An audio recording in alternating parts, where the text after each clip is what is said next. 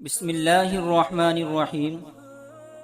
جب حضور اقدس صلی اللہ علیہ وسلم ہجرت کر کے مدینہ تشریف لائے تو حضرت انس رضی اللہ تعالی عنہ کے والد حضرت ابو طلحہ رضی اللہ تعالی عنہ اور ان کی والدہ حضرت ام سلیم رضی اللہ تعالی عنہ، ان دونوں نے آپس میں مشورہ کیا کہ حضور کے پاس کوئی خادم نہیں ہے، ہم کیوں نہ اپنے بیٹے کو آپ کی خدمت میں پیش کر دے کہ یہ آپ کی خدمت کیا کرے گا۔ چنانچہ یہ دونوں میاں بیوی حضور اقدس صلی اللہ علیہ وسلم کی خدمت میں حضرت انس کو لے کر حاضر خدمت ہوئے۔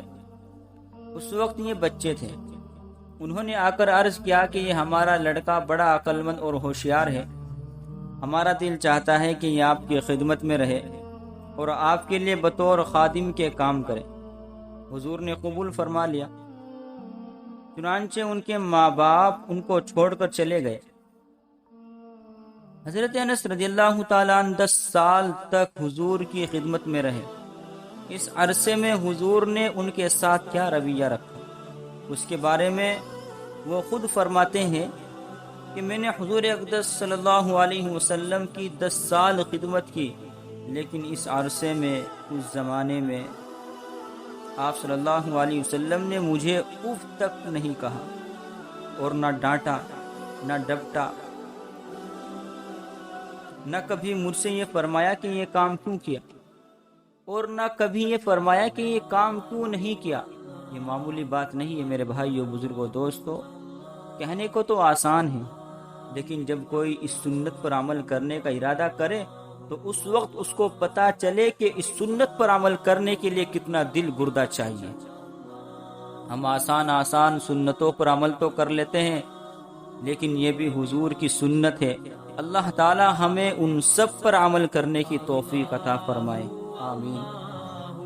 خود حضرت انس رضی اللہ تعالی عنہ اپنا واقعہ بیان کرتے ہیں کہ ایک مرتبہ نبی کریم صلی اللہ علیہ وسلم نے مجھے کسی کام کے لیے بھیجا کہ فلاں کام کراؤ۔ میں گھر سے نکلا تو باہر کچھ کھیل تماشا ہو رہا تھا، میں اس کھیل تماشے میں لگ گیا اور جس کام کے لیے نبی کریم صلی اللہ علیہ وسلم نے مجھے بھیجا تھا وہ بھول گیا۔ اب حضور اقدس صلی اللہ علیہ وسلم اس انتظار میں تھے کہ میں واپس آ کر بتاؤں کہ اس کام کا کیا ہوا، کہ جو مجھے کام دیا گیا تھا میں نے اس کام کا کیا ہوا۔ مجھ سے معلوم کرتے کہ بھائی میں نے آپ کو یہ کام دیا تھا، اس کام کا کیا ہوا۔ جب کافی دیر گزر گئی اور میں واپس نہ پہنچا تو حضور اقدس صلی اللہ علیہ وسلم باہر تشریف لائے اور جا کر وہ کام خود کر لیا جس کے لیے مجھے بھیجا تھا۔ آپ وہ کام کر کے واپس آئے تو آپ نے دیکھا کہ میں بچوں کے ساتھ کھیل رہا ہوں۔ جب میری نظر آپ صلی اللہ علیہ وسلم پر پڑی تو مجھے خیال آیا کہ مجھ سے غلطی ہو گئی، آپ نے مجھے کام سے بھیجا تھا اور میں کھیل میں لگ گیا۔ مجھے صدمہ بھی ہوا اور فکر بھی کہ حضور ناراض ہوں گے۔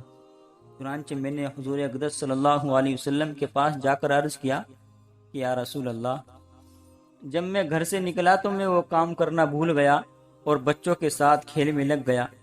آپ نے فرمایا کوئی بات نہیں، میں وہ کام خود کرایا۔ آپ نے مجھ کو نہ ڈانٹا نہ ڈپٹا اور نہ کوئی اور سزا دی۔ قربان جائیے ایسے نبی پر۔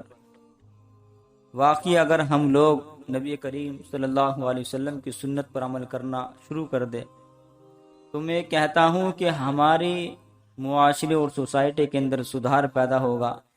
نفرت، عداوت، بغض، کینہ، لالچ، ان تمام چیزیں ہم سے دور ہوتی چلی جائے گی اور ہمارے دلوں کے اندر پیار محبت آتا چلا جائے گا۔ شرط یہ ہے کہ ہم اپنے پیارے حبیب محمد مصطفیٰ صلی اللہ علیہ وسلم کی سنتوں کو اپنانے والے بن جائیں، ان پر عمل کرنے والے بن جائیں۔ آج ہم لوگ تعویلیں گھڑ لیتے ہیں کہ اگر ہم اپنے نوکر اور اپنے خادم کے ساتھ یہ طرز عمل اختیار کریں گے تو وہ سرکش ہو جائیں گے، وہ ہمارے سر چڑھ جائے گا، وغیرہ وغیرہ۔ یہ دیکھیے کہ آخر یہ خیال حضور اکرم صلی اللہ علیہ وسلم کو بھی تو آتا ہوگا کہ اگر میں سختی نہیں کروں گا تو یہ سرکش ہو جائے گا، لیکن آپ جانتے تھے کہ جس حسن سلوک کا معاملہ میں اس کے ساتھ کر رہا ہوں اس کے اندر تادیب اور تعلیم کی صلاحیت موجود ہے۔ چنانچہ اس 10 سال کے عرصے میں حضرت انس رضی اللہ تعالیٰ عنہ کے اندر کوئی بگاڑ پیدا نہیں ہوا۔ کوئی بگاڑ پیدا نہیں ہوا۔ بہرحال یہ وہ حسن سلوک ہے جس کی مثال حضور اقدس صلی اللہ علیہ وسلم نے قائم فرمائی اور آپ نے صحابہ کرام کو جس کی تاکید فرمائی ہے۔ ایک مرتبہ حضور اقدس صلی اللہ علیہ وسلم تشریف لے جا رہے تھے، آپ نے حضرت ابو ذر غفاری رضی اللہ تعالیٰ عنہ کو دیکھا کہ وہ اپنے غلام کو ڈانٹ رہے ہیں۔ وہ غلام حبشی تھا، اس لیے اس کو یہ کہہ رہے تھے کہ اے حبشی تو یہ کر رہا ہے۔ آپ نے جب یہ الفاظ سنے تو آپ نے فرمایا یا ابا ذر فی کا امر انک الجاہلیہ، اے ابو ذر تمہارے اندر ابھی تک جاہلیت کی خو باقی ہے، اس لیے تم اپنے غلام کو حبشی کہہ کر خطاب کر رہے ہو۔ حضرت ابو ذر غفاری رضی اللہ تعالیٰ عنہ یہ سن کر رو پڑے، اور پھر بعد میں بار بار حضور اقدس صلی اللہ علیہ وسلم کے اس جملے کو یاد کیا کرتے تھے کہ حضور نے میرے بارے میں یہ جملہ فرمایا تھا۔ حضرت ابو بکر صدیق رضی اللہ تعالیٰ عنہ ایک مرتبہ اپنے غلام پر ناراض ہو رہے تھے اور اس کو لعنت کا کلمہ کہہ رہے تھے۔